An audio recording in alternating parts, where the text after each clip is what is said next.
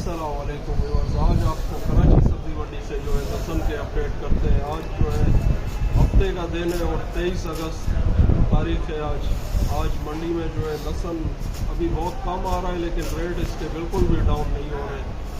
जो है रेट कल थोड़े जो है नीचे था, रेट 8,000 रुपये तक जो है अच्छा वाला लहसुन बिका है।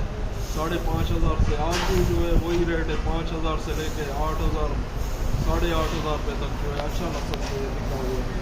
अच्छा बाजार में बाजार जो है ये वाला ये लहसुन जो है ये इसका रेट जो है 8,500 रुपये मन, 9,000 रुपये मन। और जो चाइना क्वालिटी का जो है ना अच्छा वाला लहसुन, ये जो है बहुत ही अच्छा प्रीमियम क्वालिटी का लहसुन है, ये जो है 9,000 रुपये मन है।